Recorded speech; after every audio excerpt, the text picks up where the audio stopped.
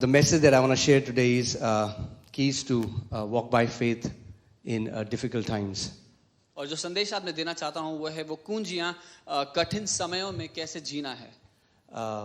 We know what is happening all around us. हम जानते हैं विश्व भर में क्या चल रहा है. And it's a time where we cannot take our faith for granted. और ये वो समय है जब अपने विश्वास को हम हल्का नहीं जान सकते. The Bible says in Psalm 78 that Israelites limited the Holy One of Israel, preventing him from blessing them. भजन संहिता 78 में लिखा है कि इजरायलियों ने परमेश्वर को सीमित कर दिया और उसको मौका नहीं दिया कि वो उनको आशीष दे पाए. Think about that. God has given us such a free will that we can prevent him from blessing us.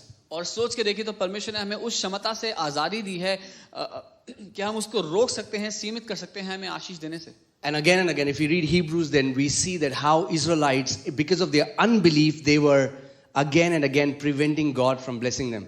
और अगर हम देखें तो बार बार अपने अविश्वास के कारण इजरायली परमेश्वर को रोकते चले गए उनको आशीषित करने से. And just as unbelief limits God, faith unleashes the power of God. और बिल्कुल जैसे अविश्वास परमेश्वर को सीमित कर देता है, विश्वास करना परमेश्वर की सामर्थ्य को आपके जीवन में खुला मौका देता है काम करने का. And that's why I believe it with all my heart that this time the most important message that we have to hear again and again is the message of faith. और इसीलिए मैं जानता हूं कि ये समय ऐसा है जिसमें सबसे जरूरी बात जो हमको बार बार सुननी है वो है विश्वास. Amen. Apostle Paul says that it is through the foolishness of preaching that God has ordained his power. पौलुस प्रेरित ऐसे लिखते हैं कि अपनी जो प्रचार की मूर्खता है उसके द्वारा ही परमेश्वर ने अपनी सामर्थ्य को हमारे लिए दिया है. That's why preaching is not just communication, preaching is impartation.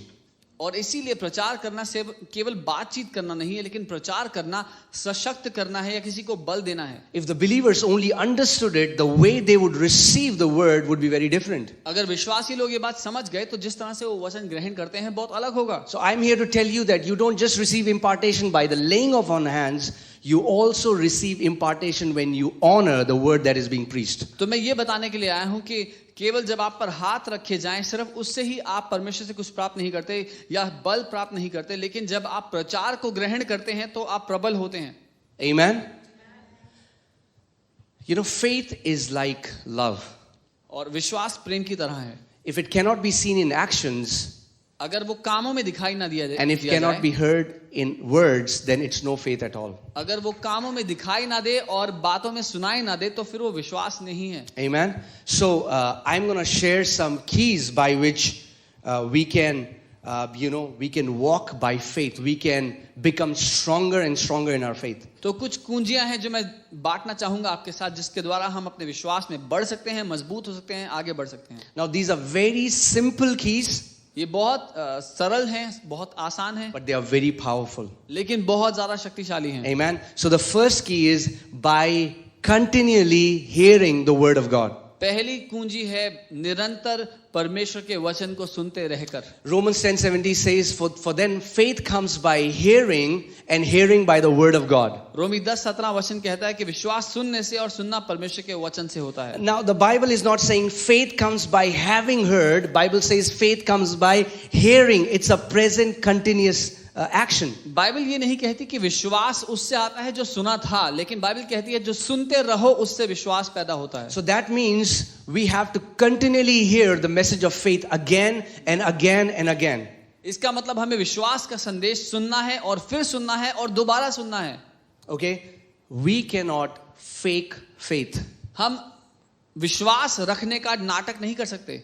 And especially in these times where we are living, we will not be able. See, we can fake away externally the way we preach, or we can see somebody and we can fake the way they say things, but we cannot fake faith. और खासकर इस समय में जिसमें हम जी रहे हैं, हो सकता है हम किसी को देख करके उनका बात करने का तरीका नकल कर लें, किसी की तरह से हम बात करने लग जाएं, लेकिन जिस विश्वास में कोई जी रहा है उसको कोई नकल नहीं कर सकता, उसमें कोई नहीं जी सकता ऐसे. Amen. There is the way Bible says we will we will grow in faith is by continually hearing the message of faith. और बाइबल कहती है कि कैसे हम विश्वास में निरंतर बनते और बढ़ते रह सकते हैं, वो है सुनते रहने से। I want to read a scripture from Galatians 3:2, and it's from the Amplified version. और गलातियों 3 उसका 2 मैं पढ़ूंगा एम्पलीफाइड से, So I want you to hear very carefully. और मैं चाहता हूं आप ध्यान से सुने जो मैं कह रहा हूं। Paul is asking Galatians, he's saying, let me ask you this one question. और पौलुस कह रहे हैं कि मैं तुमसे एक सवाल पूछता हूं, Did you receive the Holy Spirit as the result of obeying the law and doing its works? क्या तुमको पवित्र आत्मा व्यवस्था को मानने और उसके कामों को पूरा करने से मिला, Or was it by hearing the message of gospel and believing it? या फिर वो पवित्र आत्मा सुसमाचार को सुनकर और उसको मानकर उस पर विश्वास कर कर मिला? Was it from observing a law of rituals or from a message of faith? क्या वो रीति रिवाजों को पूरा करने से या फिर विश्वास का संदेश सुनने से मिला? So practically, I will tell you is hear a message of faith every day. सो अगर मैं अपनी जिंदगी में आप क्या कर सकते हैं अपने विश्वास को में बने रहने के लिए, बढ़ने के लिए, तो मैं कहूंगा हर रोज विश्वास का संदेश सुने। It should be essential that we every day at least hear a message of faith, a pure, undiluted word of faith. अपनी रोज की दिनचर्या में कम से कम एक संदेश हम विश्वास का सुने ही सुने। It is going to stir up our faith, और ऐसा करने से हमारा विश्वास उजागर होगा and we will be able to exercise victory. और हम जय में जी पाएंगे। You know, verse 5 says, 5वीं आयत I'll कहती read है, it from New King James Version. It says, therefore, he who supplies the Spirit to you and works miracles among you, does he do it by the works of the law or by the hearing of faith? और 5वीं आयत में से लिखा है, जो तुम्हें आत्मा दान करता और तुम में सामर्थ्य के काम करता है, वह क्या व्यवस्था के कामों से या सुसमाचार पर विश्वास से ऐसा करता है? Okay, English Bible says hearing of faith. So the Bible is saying, and there it's present continuous tense, if we keep hearing the message of faith, we will have a continual supply of the Spirit and miracles will be our lifestyle. और अंग्रेजी Bible में लिखा है, विश्वास के सुनते रहने से, अगर हम विश्वास को सुनते रहेंगे तो विश्वास में जीना हमारी रोजमर्रा की जिंदगी होगी। You know, in the Passion Translation, it says, the Holy Spirit is poured out upon us through the revelation and power of faith. और पैशन ट्रांसलेशन में लिखा है कि परमेश्वर का जो आत्मा है हमारे ऊपर उसके सामर्थ्य के द्वारा उतारा जाता है। So make a commitment that every day you will hear the message of faith. तो अपने अंदर इस बात को ठान ले कि हर दिन मैं ये काम करूंगा कि विश्वास के संदेश को सुनूंगा। You know, it's not difficult. If you think to walk as a faith giant is very easy, all you have to do is hear the word, and Bible says if you hear it, you will have faith. विश्वास में एक योद्धा होने का जीवन जीना बहुत ही आसान है। अगर आप विश्वास को सुनोगे तो आप में विश्वास होगा। So that's the first key.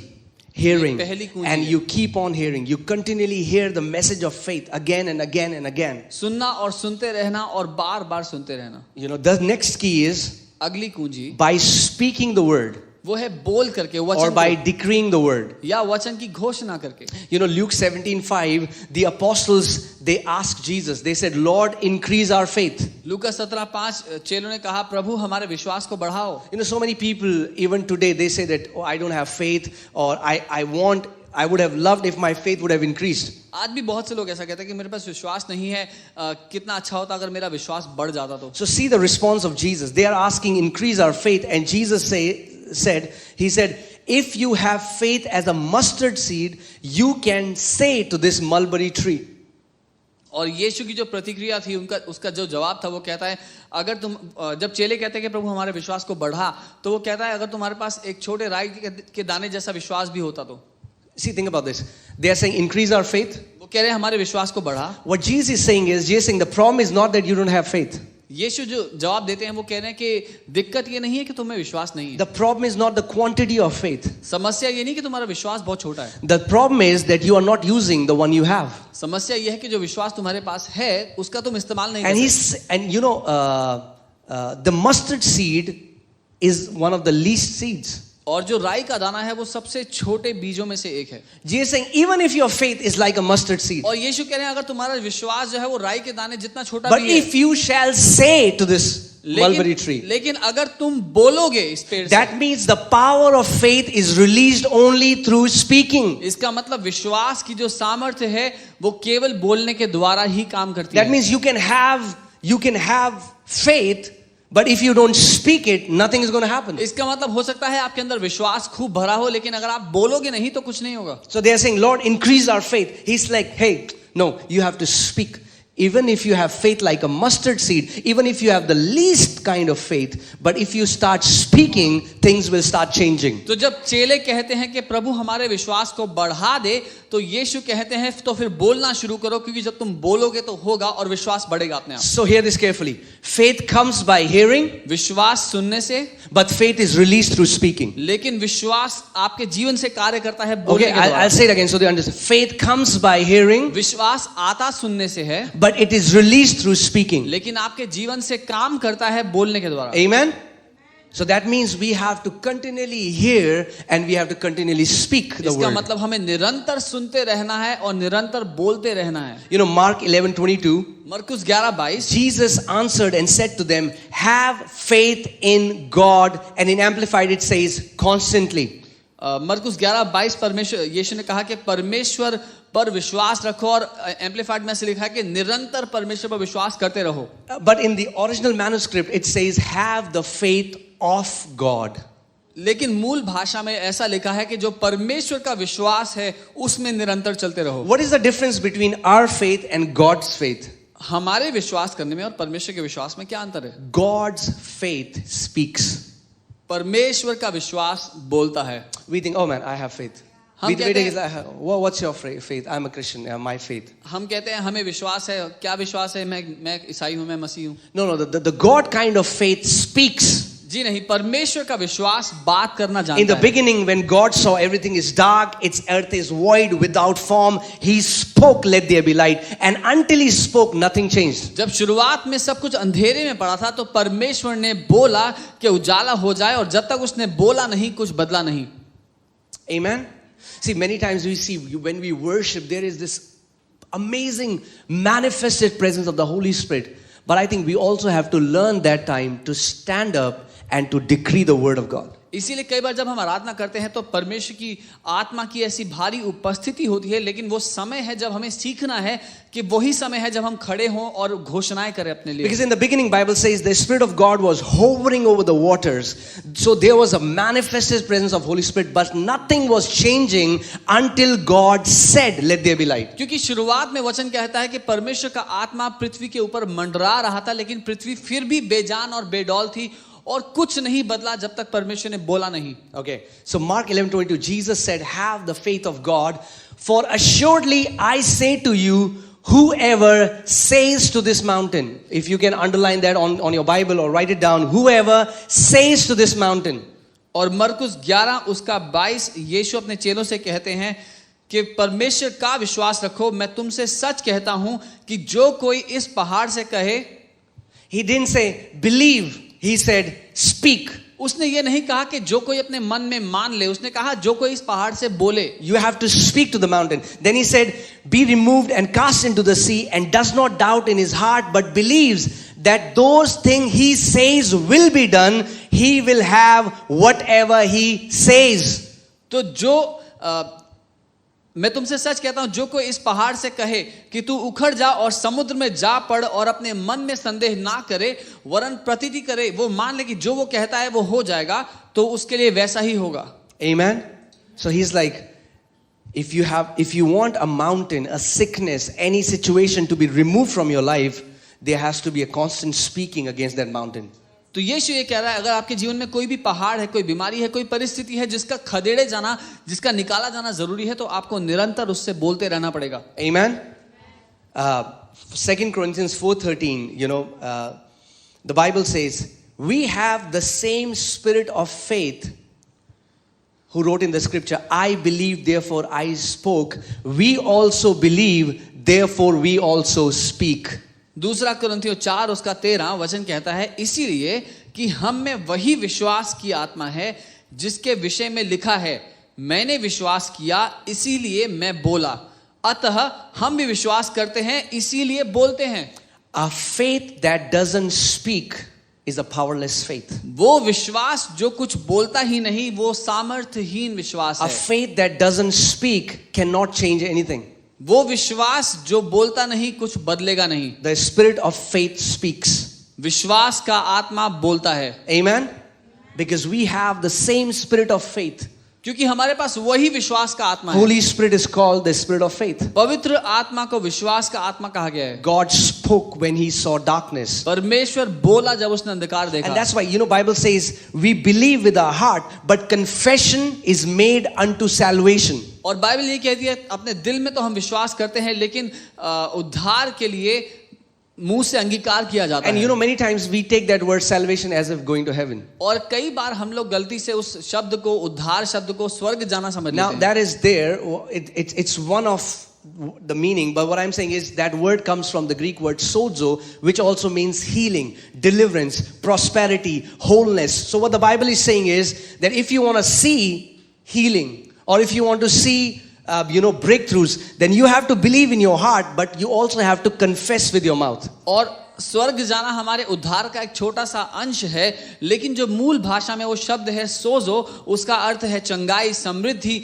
जीवन में शांति, हर छुटकारा। और वो सब लेकर के बाइबल कह रही है, जब हम अपने दिल में विश्वास करेंगे और मुंह से अंगीकार करेंगे, तो अपने जीवन में परमेश्वर का वो सोजो, वो उद्धार देखेंगे। Amen. Now understand this. The Bible says in Psalm 119 verses 89 that forever, O Lord, your word is settled, established in heavens. भजन 119 उसका 89 आयत कहती है कि हे परमेश्वर, तेरा वचन हमेशा के लिए स्वर्ग में स्थापित किया जा So चुका in है। heaven, the word of God is already established, तो परमेश्वर का वचन स्वर्ग में पहले से ही स्थापित हो चुका है, but not on the earth. लेकिन पृथ्वी पर नहीं है ऐसा। Established in heavens, स्वर्ग में तो वो स्थापित है, but not on the earth. लेकिन पृथ्वी पर नहीं। So how can we establish the word of God on the earth? तो कैसे हम परमेश्वर के वचन को पृथ्वी पर स्थापित कर सकते हैं?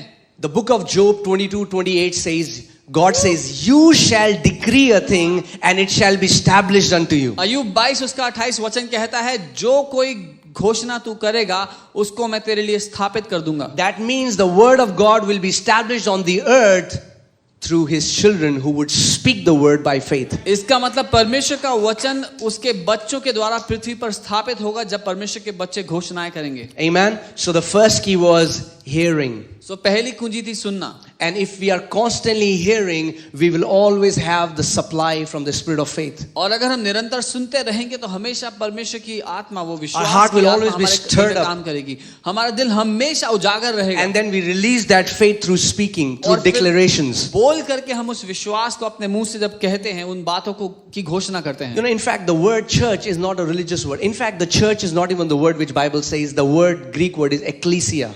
और जो चर्च शब्द है वो एक धार्मिक शब्द नहीं है, और हालांकि चर्च शब्द जो इस्तेमाल हुआ है वो भी मूल असली शब्द नहीं है। जो असली शब्द है वो एक्लेसिया है। Ecclesia were governing bodies. They were governing bodies which used to make decrees.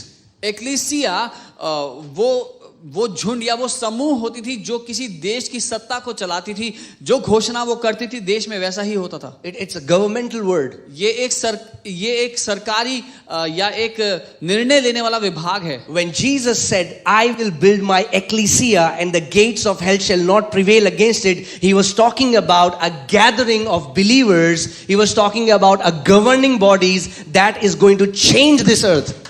जब यीशु कह रहा था कि मैं अपनी कलीसिया को बनाऊंगा और नरक के फाटक उसके खिलाफ प्रबल नहीं होंगे, वो ये कह रहा था कि मैं राज करने के लिए एक ऐसी सत्ता बनाऊंगा जिसके द्वारा मैं पूरी पृथ्वी पर राज्य करूंगा। See, that's why he told Peter, he said, I'm giving you keys. I'm giving you keys simply means revelation. I'm giving you revelation that you as my representative, whatever you will allow on earth will be allowed, and whatever you forbid on earth will be forbidden from heaven. इसीलिए यीशु पतरस से कह रहे थे कि मैं तुझे चाबी दे रहा हूं, जो कुछ मेरे राजदूत होने के कारण जिस किसी बात को होने दोगे वो होगी, और जिस किसी बात को तुम रोक दोगे वो नहीं होगी।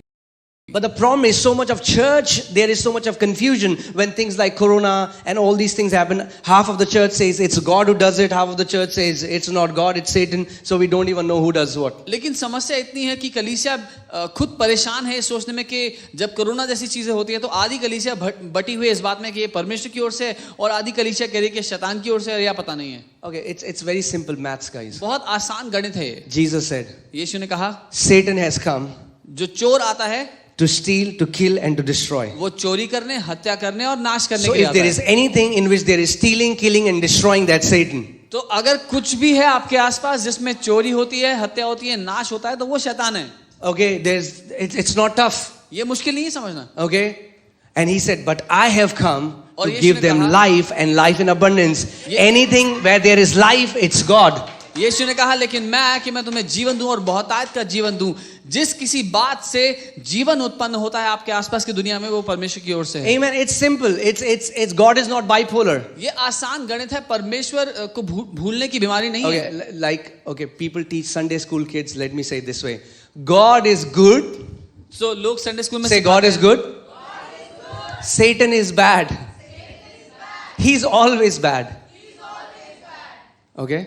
So संडे स्कूल में बच्चों को ऐसा सिखाते हैं कि परमेश्वर भला है और शैतान बुरा है और शैतान हमेशा बुरा है। It's not like God is always good, but sometimes he does little evil. ऐसा नहीं कि परमेश्वर भला है लेकिन कभी-कभी उसको मन करता है तो थोड़ी बुराई भी कर लेता है। It's not like Satan is always bad, but sometimes he does good. या ऐसा नहीं कि शैतान बहुत बुरा है लेकिन कभी-कभी अच्छा भी कर देता है। No. जी नहीं।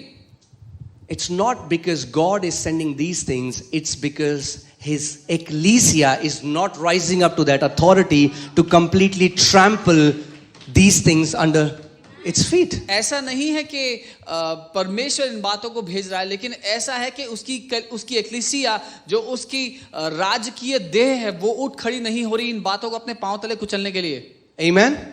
And we as his ecclesia, he has given us, Jesus said, all authority in heaven and earth has been given unto me. यीशु ने कहा स्वर्ग और पृथ्वी का सारा अधिकार मुझे मिला है।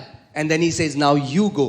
That's a commission. He has already commissioned us. He has given us. He has delegated his authority to us. और फिर वो अधिकार उसने हमें दिया और हमें भेज दिया वो अधिकार दे करके।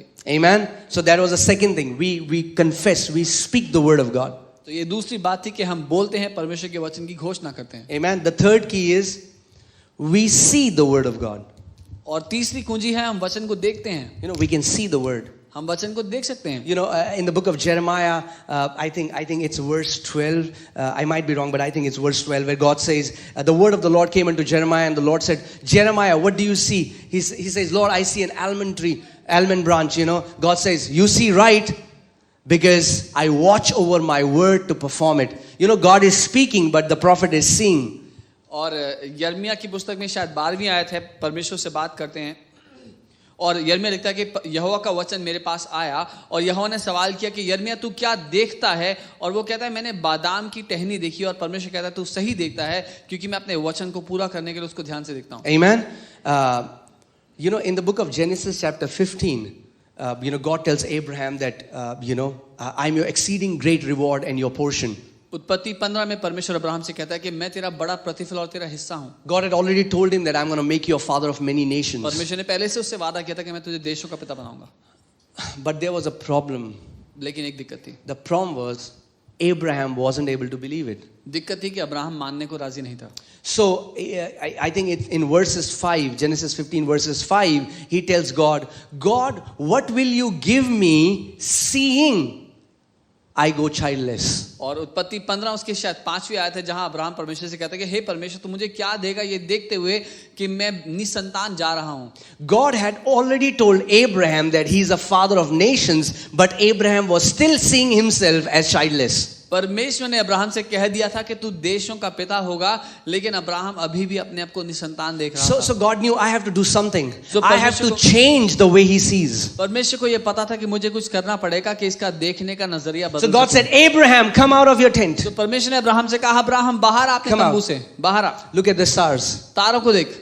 Can you count them? क्या तू इन्हें गिन सकता है? So shall your descendants be. ऐसे ही तेरे बच्चे भी होंगे। And the first time Bible says, and Abraham believed. और पहली बार वहां लिखा है बाइबल में कि अब्राहम ने विश्वास किया। Amen. See, it's very important. God says something, but if we are not able to see it, we cannot actually believe it. इसीलिए जान लीजिए ये समझना बहुत जरूरी है कि हो सकता है परमेश्वर ने कुछ कहा हो आपके लिए, लेकिन अगर आप उसको देखेंगे नहीं तो विश्वास नहीं कर पाएंगे उस पे। Amen. Somehow we don't understand how to engage all our faculties through the word of God. For many people, faith is just a mental agreement. क्योंकि हम लोग ये नहीं जानते कि किस रीति से अपनी सारी योग्यताओं को हम शामिल करके परमेश्वर के साथ विश्वास में चल सकते हैं. कुछ लोगों को लगता है कि विश्वास केवल मानसिक रीति से हाँ बोलना है. Faith is not agreeing to something.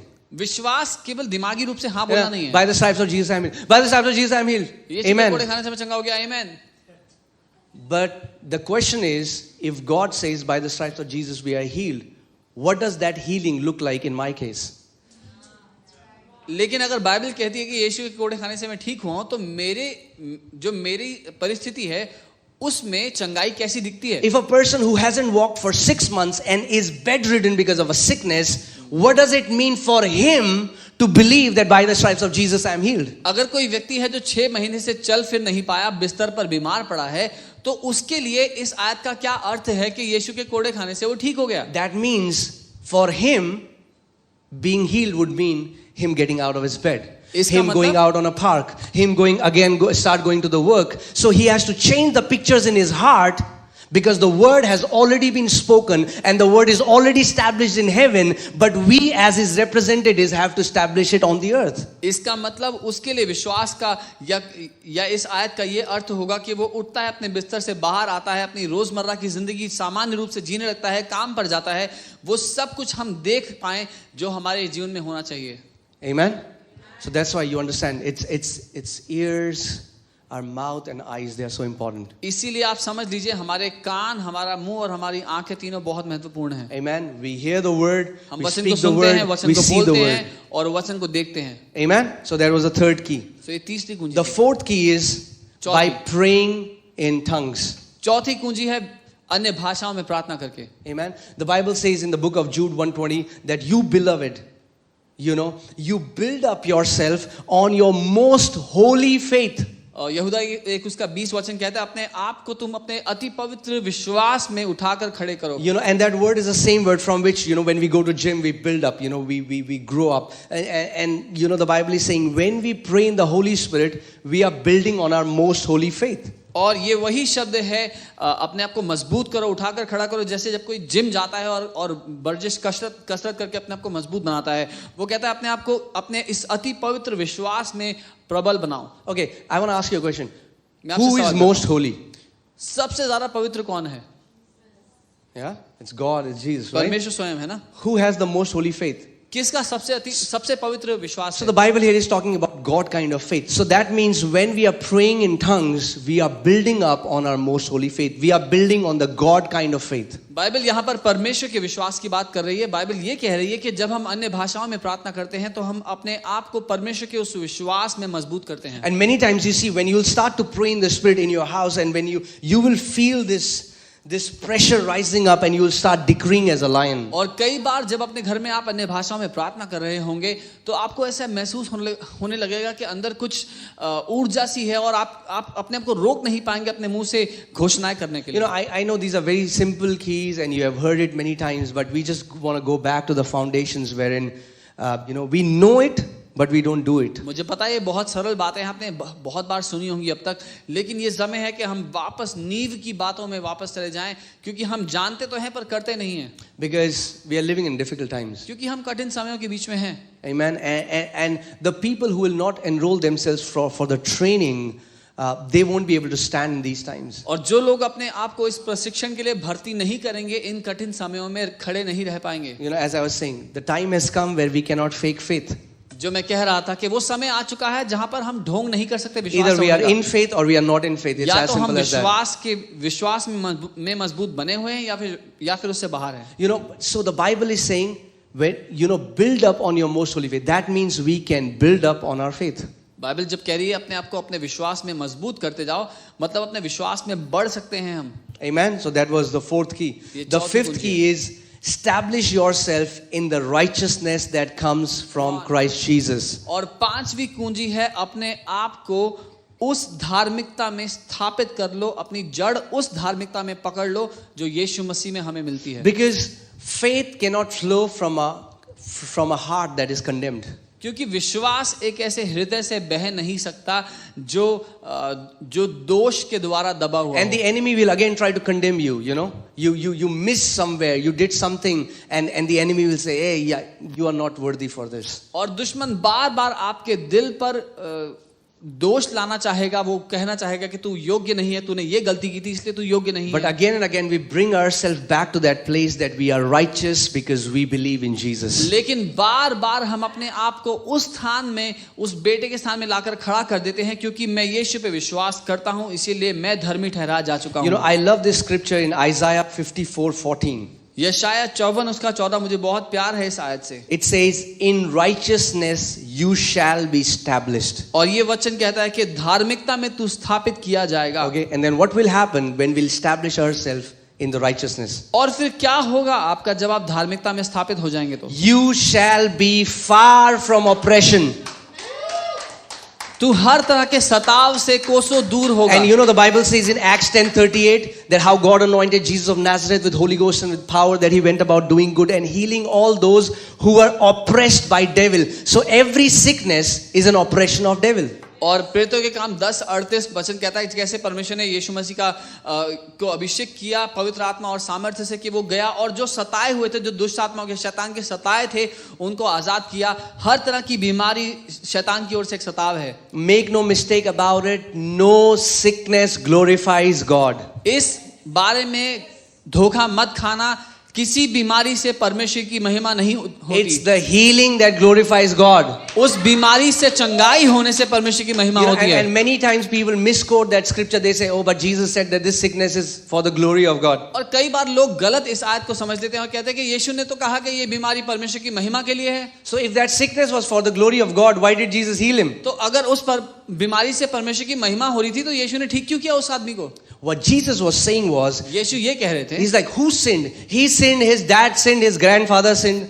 You know, they were talking about generational curse. चेले पूछ रहे थे कि किसने पाप किया? इसने पाप किया, इसके माँ बाप ने पाप किया, इसके दादा परदादा ने, वो बात करते And he पीढ़ी was दर like, पीढ़ी के श्राप की। Hey guys, don't even go there. यीशु ने कहा That's रुक जाओ, that's वहां my जाने की version. जरूरत नहीं है। That's my version. ये मेरा कहने का He said, तरीका। neither has he nor his mom and dad. उसने कहा ना इसने गलती की ना इसके माँ बाप ने। He's like, but see this sickness as an opportunity for the glory of God. लेकिन इस बीमारी को परमेश्वर की महिमा करने के लिए अवसर की तरह देखो। And then he healed him. और फिर उसको ठीक कर दिया। And then the Bible says that man began to glorify God. और फिर बाइबल कहती है कि वो आदमी परमेश्वर की महिमा करने लग गया। So it's the healing that glorifies God. तो उस बीमारी का चंगा किया जाना परमेश्वर की महिमा का कारण होता It's है। not the sickness that glorifies वो God. बीमारी परमेश्वर की कोई महिमा नहीं करती। What that verse simply means is you don't have to go behind the source. You don't have to find out why this sickness happened. It doesn't matter. It's the enemy who gives sickness. Your job is to take authority and heal. And when that person will be healed, you know, God will be glorified. आपको उस बीमारी के पीछे जाकर जासूसी करने की आवश्यकता नहीं, कहां से आई और क्यों आई। जब आप जाते हैं तो उस व्यक्ति को चंगा करें, जब वो चंगा होगा तो परमेश्वर की महिमा होगी। Amen. Every sickness is an oppression from the enemy. हर एक बीमारी दुश्मन की ओर से सताव है। If it's either cold and cough, चाहे वो सर्दी जुकाम or हो if it's cancer, या कैंसर हो, it's an oppression from the enemy. वो एक सताव है दुश्मन की ओर से। Amen. But the Bible is saying when we establish ourselves in the righteousness, not our righteousness, but His righteousness, लेकिन बाइबल कहती है जब हम अपने आप को धार्मिकता में स्थापित करते हैं, हमारी खुद की हमारे कामों की धार्मिकता नहीं, परमेश्वर की ओर से दी गई धार्मिकता में। Bible says we shall be far from oppression. Bible कहती है हम हर एक सताव से कोसों दूर होंगे। Why shall we be far from oppression? Now hear this very carefully. क्यों हम हर एक सताव से दूर होंगे? For you shall not fear. क्योंकि तुझ में कोई डर ना होगा। Okay. It's controversial, but I'll say it. विवादास्पद बात है लेकिन मैं कहूंगा। We are not denying that there is a virus called corona. हम इस बात को मना नहीं कर रहे कि कोरोना नाम की कोई चीज नहीं है। But I also want to say that in the way faith gives permission for God to operate in our lives, fear opens the door for Satan to work in our lives. लेकिन मैं ये कहना चाहता हूं कि जिस तरह से विश्वास हमारे जीवन में दरवाजा खोलता है परमेश्वर की सामर्थ्य के काम करने के लिए, वैसे ही डर हमारे जीवन में शैतान के लिए दरवाजा खोलता है। So somehow, you know, we were praying about it from last year, and this is what the Lord was saying again and again, that fear empowers this virus.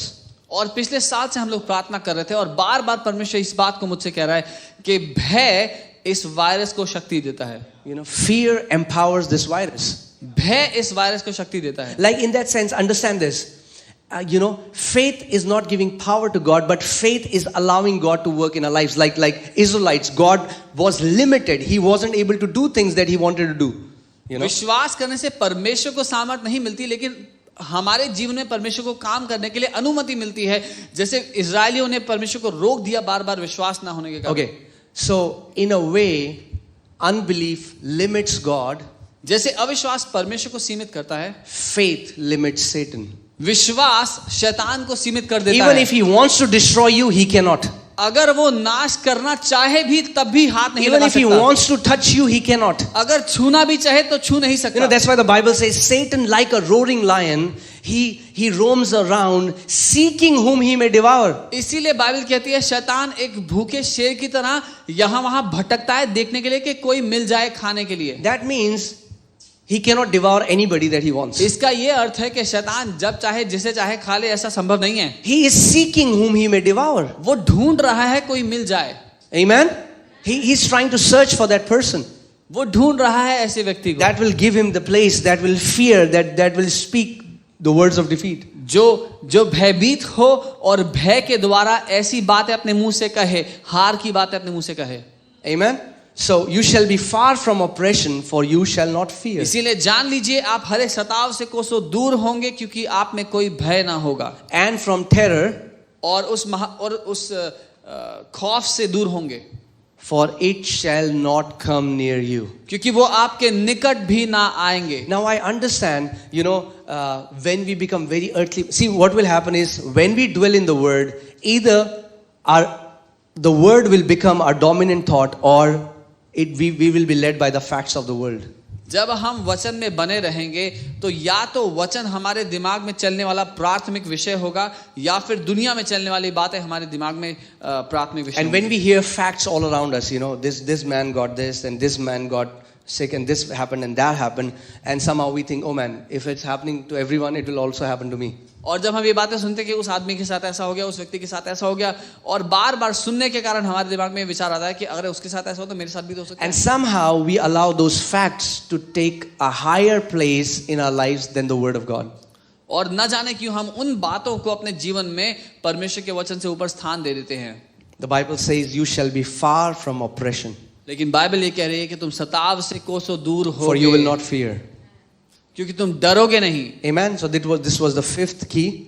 ये पांचवी कुंजी है. That means again and again we establish ourselves in this righteousness that comes from faith. इसका मतलब बार बार अपने आप को उस विश्वास, उस धार्मिकता में हम स्थापित करें जो परमेश्वर की ओर से हमें मिलता है. विश्वास Amen. करने का. Sixth key is by glorifying or magnifying God. छठी कुंजी है परमेश्वर की महिमा करके. By glorifying and magnifying God. परमेश्वर की महिमा करके और उसको बड़ा बना करके. I love this scripture, Romans 4:20. It talks about Abraham. रोमी 4 उसका 20 बहुत अच्छी आयत है, इस अब्राहम की बात करता है. And the Bible says he did not waver from his promise through unbelief, और वो बात करता है कि वो परमेश्वर ने जो वायदे दिए थे उससे भटका नहीं अविश्वास के द्वारा, but was strengthened in faith. लेकिन वो विश्वास में दृढ़ हुआ, So that मजबूत means हुआ. if Abraham was strengthened in faith, we can be strengthened in faith. इसका अर्थ ये है अगर अब्राहम विश्वास में मजबूत हो सकता है तो हम भी हो सकते हैं. But was strengthened in faith, giving glory to God. और वो विश्वास में मजबूत हुआ परमेश्वर की महिमा करते हुए. And in the root word, it means doxa. It also means that he magnified God. और जो मूल भाषा है उसका अर्थ है परमेश्वर को बड़ा बना करके अपने जीवन So में. my question to you is, what are you magnifying in your life? तो मेरा सवाल आपसे ये है, आपकी जिंदगी में आप किस बात को बड़ा बना रहे हो? You know, these spies in Numbers 13, you know, they go to spy the land of Canaan. They magnified those giants. गिनती 13 में कुछ जासूसों को भेजा गया इजराइल के देश को देखने के लिए, और उन्होंने वापस आकर के जो दानव वहां रहते थे उनको बहुत बड़ा बना दिया. And they magnified them to that level that they said that we were like grasshoppers in their sight. और इतना बड़ा बना दिया कि कहा कि उनकी दृष्टि में हम तो टिड्डियों जैसे हैं. And they came back, and the Bible says they came back with an evil report. और बाइबल कहती है जब वो वापस आए तो एक दुष्ट खबर लेकर के आए. That means whenever we magnify anything that is against God, God considers it as an evil report. इसका मतलब जब हम किसी भी बात को परमेश्वर से ऊंचा, परमेश्वर से बड़ा बनाना चाहते हैं तो वो एक दुष्ट खबर है.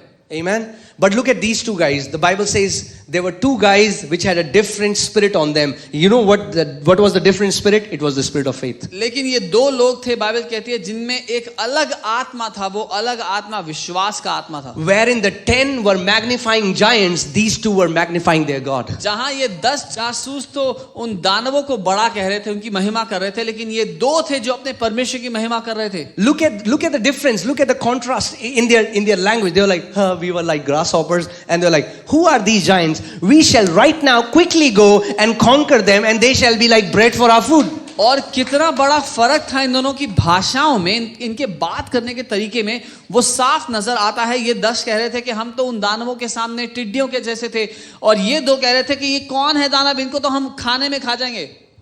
Because these 10 were magnifying the giants, and these two were magnifying their God. क्योंकि ये 10 उन दानवों की महिमा कर रहे थे, उनको बड़ा बना रहे थे, और ये दो अपने परमेश्वर की महिमा कर रहे थे. And it's the same way, so many people are just talking about Corona all time. They are checking the news. They're checking, they are just magnifying it, and somehow they start to meditate on it so much that, fear enters into their heart. और ऐसे ही बहुत सारे लोग हैं जो corona के बारे में हर समय खबरें देखते हैं, नंबर देखते हैं, आंकड़े क्या चल रहे हैं, खबर क्या चल रही है, किसको हो गया आसपास, सारे समय यही सोचते रहते हैं और कोरोना की महिमा करते रहते हैं, अपने जीवन में उसको बहुत बड़ा बना दिया.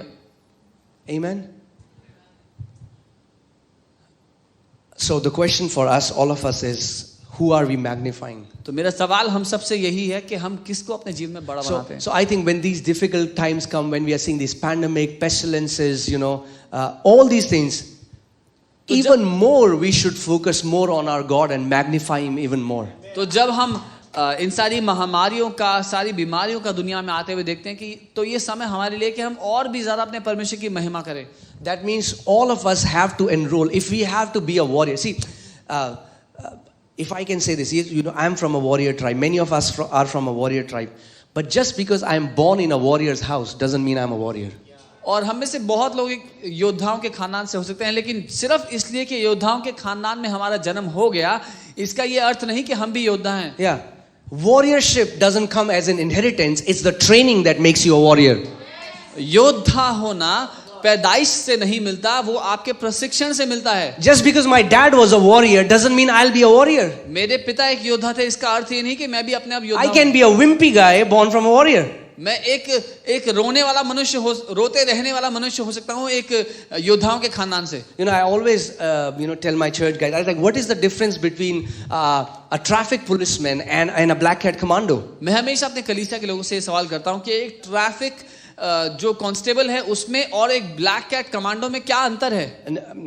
Not in a way, we are trying to say that somehow, we are trying to insult a traffic policeman. They are important and they do their part. But what I'm saying is the function, the guy who becomes a black cat commando and the guy who becomes a traffic policeman, their training is very different. और हम किसी का निरादर करने के लिए बात नहीं करें, लेकिन उनकी जो कार्यशीलता है, जो उनका काम है, उसके विषय में कहें तो जो एक ट्रैफिक पुलिसमैन का काम है और जो एक एनएसजी कमांडो का काम है, उन दोनों के काम में बहुत बड़ा अंतर है. So in that understanding, you can become a traffic policeman in the kingdom and only tell people to come to church. तो आप राज्य में एक ट्रैफिक पुलिसमैन बन सकते हैं और केवल लोगों को इशारा कर सकते हैं आगे आने के लिए राज्य में. Oh, sister, come to my church Sunday. बहन मेरी कलीसिया आओ संडे को. You can be that. आप वो भी हो सकते हैं. Or you you can be a black cat commando in the kingdom. या फिर राज्य में एक ब्लैक कैट कमांडो हो सकते हैं आप. And it depends upon the training that you will choose. और ये निर्भर करता है क्या प्रशिक्षण आप लेंगे उस पर. It depends upon what you do from Monday till Saturday. सोमवार से शनिवार तक आप क्या करते हैं उस पर निर्भर करता है. It depends upon when nobody watches, you bow your knees and you worship your Father. When nobody sees, you speak the word of God. When nobody sees, you fill your heart with the word of God. जब कोई नहीं देख रहा तो अपने पिता के सामने आप आते हैं, अपने घुटनों पर उसकी आराधना करते हैं. जब कोई नहीं जानता तो आप अपने दिल में वचन को भरते हैं. Come on, say this after me. मेरे साथ कहें. I enroll myself मैं अपने आप को for the training of the Lord. मैं खुद को भर्ती करता हूं परमेश्वर के प्रशिक्षण के लिए. And the Bible says, training is, nobody likes training at that time. और बाइबल कहती है किसी को भी प्रशिक्षण पसंद नहीं आता. See, that's the problem between, that's the difference between us as believers and the soldiers, They are always ready. They don't dust their guns when there is a war.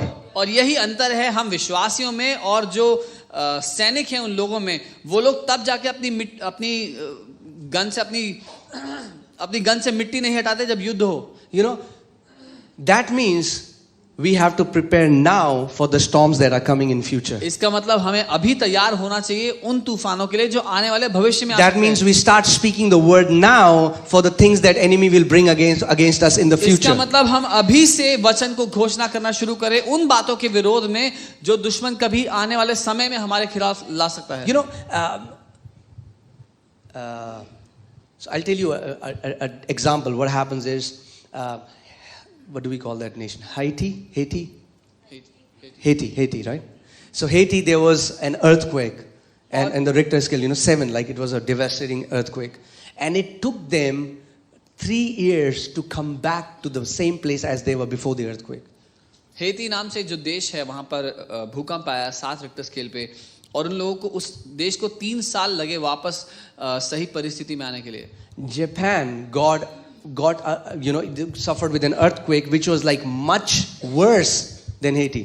और जापान में कई अर्थक्वेक ऐसे आए जो Haiti से बहुत ज्यादा बुरे थे. And within 3 weeks they were back on their feet. और 3 हफ्ते में वो वापस अपनी दुनिया में अपने काम में. What do you think was the difference? क्या लगता है आपको अंतर होगा दोनों? Because the Japanese prepare for earthquakes. क्योंकि जापानी लोग तैयार थे भूकंप के आने के लिए. Because they know that earthquakes are going to come. उनको पता है कि भूकंप आएंगे ही आएंगे. Jesus said the storms are going to come. यीशु ने कहा कि जब तक इस दुनिया में हो समस्याएं आएंगी. He said as long as you're on this earth, man, there will be tribulations. जब तक आप इस दुनिया में रहेंगे समस्याएं आएंगी. There will be sicknesses, there will be things that will come against us. दुनिया में बीमारियां आएंगी, परेशानियां आएंगी लोगों के खिलाफ. So as long as you have breath, as you have strength, make out time every day to speak the word. लेकिन जब तक आप में सांस है, आप में बल है, अपने लिए समय अलग करें जब आप वचन को बोलें.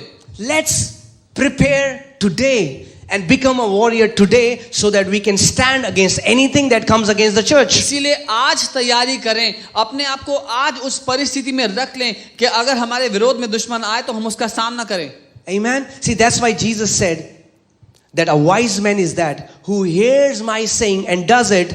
He will be like a wise man who built his house on the rock. यीशु ने ये कहा कि बुद्धिमान व्यक्ति वो है जो मेरी बातों को सुने और उन बातों को मानकर वो ऐसा रहेगा जैसे एक व्यक्ति पत्थर पर चट्टान पर अपना घर बनाता है. So I want to ask this question to everybody who is hearing my voice. जो कोई मेरी आवाज सुन रहा है मैं आपसे सवाल पूछता हूँ. Why do you go to church? कलीसिया क्यों जाते हैं आप? Do you go to church because your friends go to that church?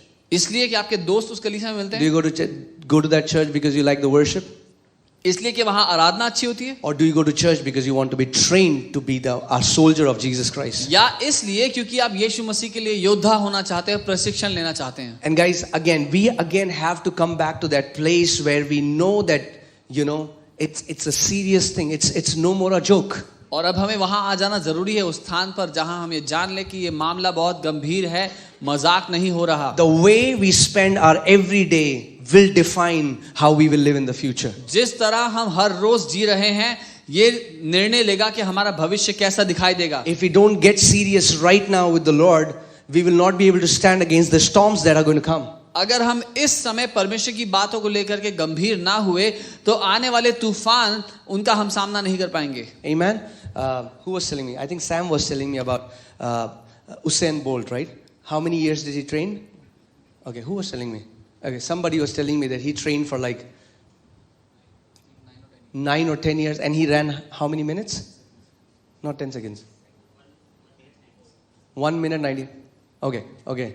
So you can check Google. This is not my information. Vikas said that, okay? So, Usain Bolt, he trained himself for 9 years and in all his career, he ran 1 minute 90 seconds. Think about that. That's why he became the world's fastest man, because he trained for 9 years when nobody was watching. When it was hard to get up in the morning, he was there practicing. You know, when nobody saw. See, the thing is, many times we just desire this, what is seen before camera, you know. It's not even the real Christianity.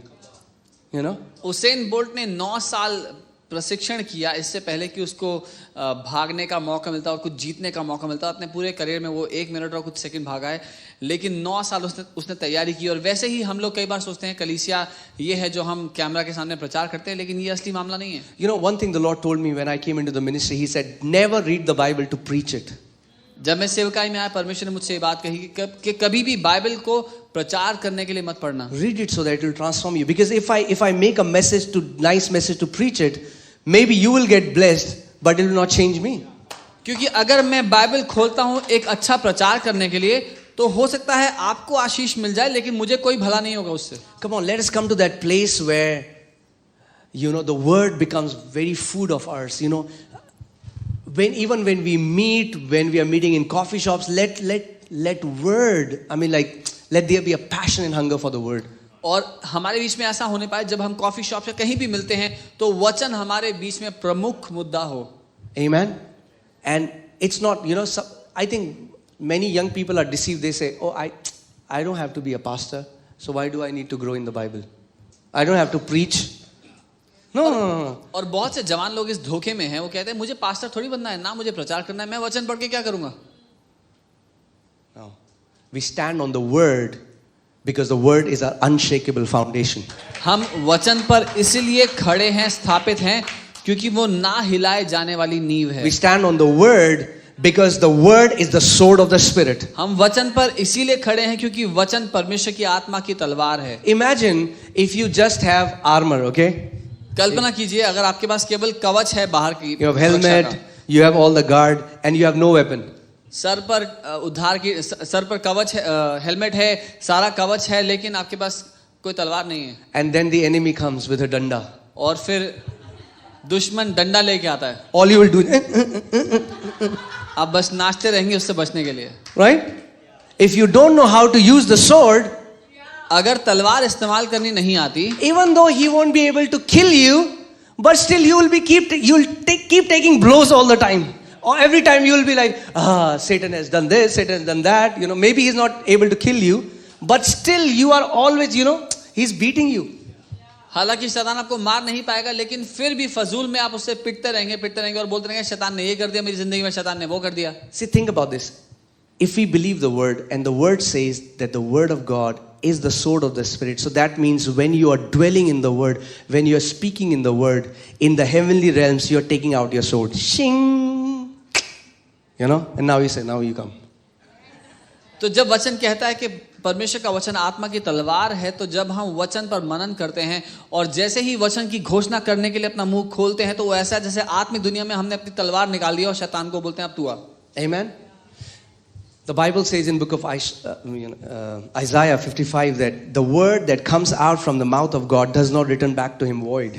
यशायाह 55 वचन कहता है जो वचन परमेश्वर के मुंह से निकलता है वो खाली वापस नहीं आता। What would happen if anything that we are facing, we become violent in our faith and we just keep speaking the word again and again till we see a victory? क्या होगा अगर जिस परिस्थिति का हम सामना कर रहे हैं उस परिस्थिति के विरोध खड़े होकर के हम वचन को बोलते चले जाएं, बार बार बोलते चले जाएं? You know, every day we start to dwell in the scripture, we meditate the word, we speak the word, we become the lovers of the word. हर दिन हम वचन पर मनन करें, वचन से प्यार करें, उसके बारे में सोचें। Amen. And there is this dearth of, you know, the word. बहुत भीषण कमी है वचन की, अगर मैं कहूं तो। That's why, guys, we have to come back to the word. इसीलिए हमें वचन पर वापस आना बहुत जरूरी है। Amen. All right. And the seventh and the final point is, और सातवां और आखिरी कुंजी है that we will grow in faith, will walk in faith, is by association. जिस तरह से हम विश्वास में बढ़ सकते हैं, मजबूत हो सकते हैं, वो है किन लोगों के साथ हमारा उठना बैठना है, किन से हमारा संबंध है उससे। If you spend most of your time with people who always doubt, sooner or later you'll start to doubt. अगर आप अपना सारा समय उन लोगों के साथ, ऐसे लोगों के साथ बिताते हैं जो हर बात में परमेश्वर पर, उसकी क्षमता पर शक करते हैं, तो आज नहीं तो कल आप भी उस पर शक करने लग जाएंगे। Be very careful who are the people in your closest circle. बहुत ध्यान रखकर ध्यान से चुने वो लोग जो आपके भीतरी दायरे में, आपके बहुत करीबी लोग हैं। You know, if you spend your time with chickens, you're going to become a chicken. अगर मुर्गियों के साथ उठे बैठेंगे तो मुर्गी बन जाएंगे। Amen. And devil will make tandoori chicken and he will eat it. और परमेश्वर और माफ कीजिए, और शैतान तंदूर में पका के खाएगा फिर। But if you will walk with eagle, you लेकिन will sooner or later learn how to soar like an eagle. लेकिन अगर आप उकाबों के साथ, चीलों के साथ उठे बैठेंगे तो आज नहीं तो कल उनकी तरह उड़ना सीख जाएंगे। Amen. You know, let me read this scripture. Proverbs 13:20. नीति वचन 13 उसका 20। It says, if you want to grow in wisdom, spend time with the wise. और ये कहता है अगर तू बुद्धि में बढ़ना चाहता है तो बुद्धिमानों के साथ समय बिता। Amen. See, the company is so important. किन लोगों के साथ आप उठते बैठते हैं ये बहुत जरूरी है। If you want to grow in wisdom, spend time with the wise. Walk with the wicked, and I want you to underline this line, is so powerful. Walk with the wicked, and you will eventually become just like them. परंतु, और अंग्रेजी Bible में ऐसा लिखा है कि दुष्टों के साथ चल तो एक ना एक दिन उनके जैसा ही बन जाएगा। Okay, so if it's right for people becoming wicked, what if you walk with the giants of faith, you will eventually become just like them. तो अगर दुष्टों के साथ रहकर उनके जैसे बन जाएंगे तो क्या होगा? अगर आप विश्वास में महारथियों के साथ उठे बैठेंगे तो आप उनके जैसे बन जाएंगे। What will happen if you will walk with the lovers of Jesus, the passionate lovers of Jesus? Their love is going to spill on you. क्या होगा अगर आप यीशु के प्रेमी दीवानों के साथ समय बिताएंगे तो उनका प्रेम आपके जीवन पर प्रभाव डालना शुरू कर देगा। That's why like my guys know it. I am very strict for our people when the word is being preached. मेरे लोगों को पता है कि मैं बहुत स्ट्रिक्ट हूँ इस मामले में जब वचन का प्रचार होता है तो। If the word is being preached and people are outside in cafeteria, they're not paying attention, I say, go home. Why have you come to church? जब कलीसिया में वचन चल रहा हो और कोई बाहर कैफेटेरिया में हो तो मैं बोलता हूँ घर चले जाओ, क्यों इतना समय बर्बाद कर रहे हो? Because faith comes by hearing. क्योंकि विश्वास सुनने से आता है। And people can come to church 10 years, 5 years, 20 years, still they are babe in Christ because they don't hear intently the word of God. क्योंकि हो सकता है कोई कलीसिया 5 साल, 10 साल, 20 साल आए लेकिन ना सुनने के कारण बच्चा बना रहे। Amen. So, I read it in internet and it's so powerful. It said, somebody had written that, an article, that there are many people who grow up in church but never grow up in Christ. किसी ने कहा था कि बहुत से लोग कलीसिया में बूढ़े हो जाते हैं लेकिन मसीह में बड़े नहीं होते। Amen. Let us have the attitude like Apostle Paul. Man, he wrote 2/3 of the New Testament and still he says, I press on. He was not like, I have achieved. He's like, I press on. I press on towards my call, towards my goal. क्यों ना हम पौलुस प्रेरित की तरह मानसिकता रखें जिसने 2/3 नया नियम लिख दिया और फिर कहता है कि मैं आगे की ओर बढ़ने का प्रयास कर रहा हूं निरंतर। वो ये नहीं कहता कि मैं पहुंच चुका हूं। क्यों ना हम अपने जीवन में आगे बढ़ने का प्रयास करें। Amen. So let us do a revision. I'll quickly say this.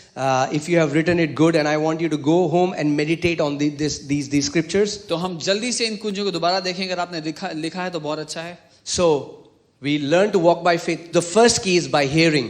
पहली कुंजी है सुनने की। हम क्या सुनते हैं उसके द्वारा। That means practically make sure that you hear at least one message of faith every day.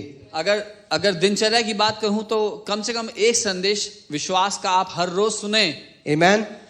By hearing the word, that's the first key. वचन को सुनने के द्वारा पहली। The second key is by decreeing, by declaring the word of God. दूसरी कुंजी है बोल करके, घोषणा करके। Amen. The third key is by seeing, imagining the word. Whatever the word says, you imagine it happening with you. तीसरी कुंजी है देख करके, कल्पना करके जो वचन कह रहा है आपके साथ वो पूरा होता है। The fourth key is by continually praying in tongues. चौथी कुंजी निरंतर अन्य भाषा में प्रार्थना करके। Amen. Smith Wigglesworth used to say that before my feet would touch the ground, this other tongues used to come out of his mouth. He had trained himself. The moment he used to get up, he's like, और Smith Wigglesworth ऐसा कहते थे कि मैंने अपने आप को इतना प्रशिक्षित किया है कि जब मैं सुबह उठता हूं तो मेरे पांव बिस्तर से नीचे जमीन पर पड़ने से पहले मैं अन्य भाषा में बोलना शुरू कर देता The हूँ. Bible says anybody who prays in tongues edifies himself. So now your edification is your responsibility. Bible कहती है जो कोई अन्य भाषा में बोलता है वो अपनी ही उन्नति करता है. तो आपकी उन्नति आपकी खुद की God जिम्मेदारी has है. given you the remote control. परमेश्वर ने आपको रिमोट कंट्रोल दिया है. You know, you can edify yourself as much as you want to edify, or if you don't want to, you won't. जितना चाहते हो अपनी उन्नति कर सकते हो, अगर नहीं चाहते तो मत करो. Amen. So by praying in tongues, that should be your lifestyle. अन्य भाषा में प्रार्थना करना आपकी जिंदगी होना चाहिए. Amen. Fifth point is by establishing yourself in the righteousness of Christ. पांचवी बात, अपने आप को यीशु मसीह की धार्मिकता में स्थापित करके. Amen. Again and again you should meditate that I am righteous. I have the right standing with God because of what Jesus Christ has done. इस बात में मनन करके कि मैं धर्मी ठहराया जा चुका हूं परमेश्वर के सामने, मैं ग्रहण योग्य हूं, मेरा सही स्थान है परमेश्वर के The सामने. practical way for this is start meditating on new covenantal scriptures. Spend your time in the epistles that Apostle Paul wrote. और अगर जीवन शैली की बात करूं अपनी जिंदगी में क्या करना है, तो आप अपना समय बिताएं उन सारी चिट्ठियों में जो पौलुस ने कलीसिया के नाम लिखी हैं. Amen. The sixth key is by glorifying God. छठी कुंजी है By परमेश्वर की magnifying महिमा him. करके, परमेश्वर को बड़ा बना के. So whenever you hear a bad news or whenever we hear something that disturbs us, instantly we start looking to Jesus and we start to magnify him. जैसे ही हम एक बुरी खबर सुने, एक गलत खबर सुने, किसी के साथ कुछ बुरा हो गया, उसी समय अपने आप को भटका करके हम यीशु की महिमा करें, उसको अपने जीवन में बड़ा बनाएं. And the last key is by association. और आखिरी कुंजी है किन लोगों के साथ हम उठते बैठते हैं ये देख करके. Strive, make an effort if you can to go to people of God who are walking as you want to walk. अगर हो सके तो अपने आप को विवश करें, अपने आप को मजबूर करके ले जाएं उन लोगों के पास जो उस तरह का जीवन जी रहे हैं जैसा आप जीने की कल्पना करते हैं. Amen. If you want to grow in wisdom, spend time with the wise. अगर बुद्धि में बढ़ना है तो बुद्धिमानों के साथ बैठो. So the kind of people you walk with, the Bible says eventually you will become like them. जैसे लोगों के साथ उठोगे बैठोगे, बाइबल कहती है वैसे ही बन You जाओगे. know, there was a great healing wave that happened in 1900s, you know. This John G. Lake and all these guys, Catherine Kuhlman and Oral Roberts and all these. So I began to see most of these guys knew each other. Most of these guys were together, और 20वीं सदी में 1950 के आसपास आप देखेंगे तो बहुत सारे लोग हैं जो बहुत भारी रूप से चंगाई में काम करने के लिए वो सेवकाई में उतर आए. बहुत सारे लोग, और उनकी सामान्य बात थी ये थी कि वो सब एक दूसरे को जानते थे. Amen. So come on guys, let us just stand up and we'll just say a last prayer. अपने स्थान पे हम खड़े And I just want to say, let's put Corona at its rightful place, and that is under your feet. और मैं कहता हूँ आओ हम कोरोना का उसके असली जगह पर, उसके असली औकात पर रख दे, वो है पाँव के नीचे. Amen. Jesus said in Luke 10:19, behold, I have given you power and authority to trample on snakes and scorpions and over all the power of the enemy, and nothing shall by any means harm you. लूका 10:19 यीशु ने कहा, मैंने तुझे सांपों और बिच्छुओं को रौंदने का अधिकार दिया है और दुश्मन की सारी सामर्थ्य पर मैंने तुझे अधिकार दिया है और किसी भी बात से तेरी कोई हानि ना होगी. Amen. Come on guys, as ecclesia, as God's governing body on this earth, come on, start making declarations by faith. Come on, speak God's protection over his church, over his body.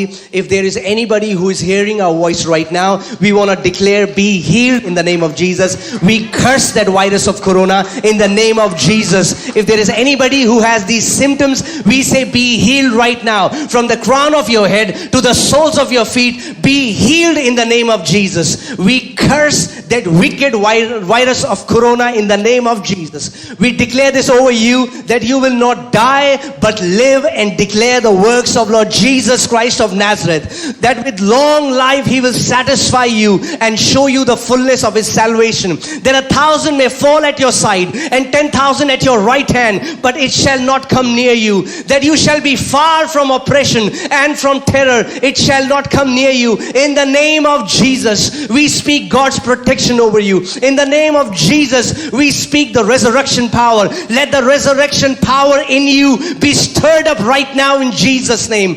The same spirit that raised Lord Jesus Christ from the dead, The same Spirit is bringing your mortal organs back to life. Every dead lungs come back to life. Every lungs that has been affected by coronavirus, we prophesy over you and we say, lungs be healed in the name of Jesus. All the people who are hearing our voice, let the power of God energize your body right now in Jesus' name.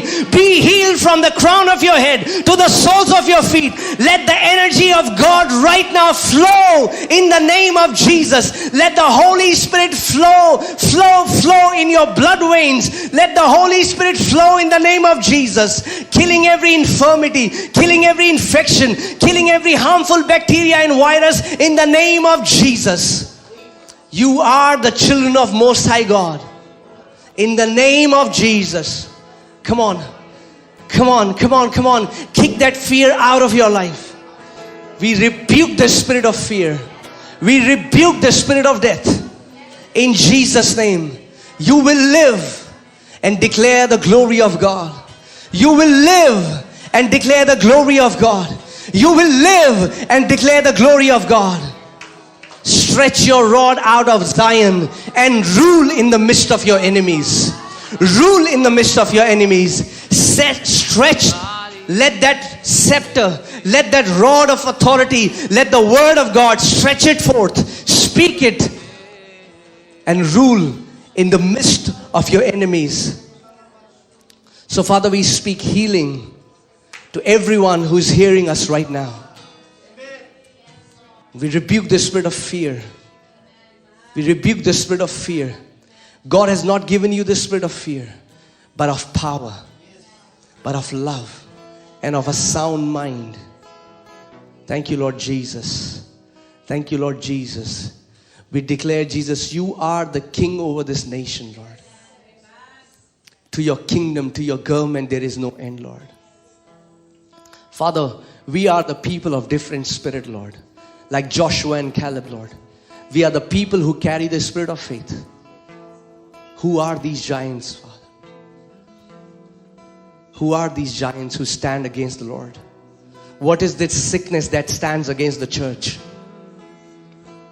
In Jesus' name. In Jesus' name we stand, Lord. And we speak your victory. We declare your victory. We plead the blood of Jesus. In Jesus' name, Lord. Be healed right now. Come on, let us just worship the Lord. Corona देख तेरा sir झुका, मुझ पर तेरा बस ना चल सका. ऐसा कोई शस्त्र ना बना जो कर सकेगा मेरा सामना. बीमारी देख तेरा सर झुका, मुझ पर तेरा बस ना चल सका. ऐसा कोई शस्त्र ना बना जो कर सकेगा मेरा सामना. Come on, church, let us declare it. तूफानों में तू ही मेरी चट्टान, बढ़ती हुई लहरों पे तेरे कदमों के निशान.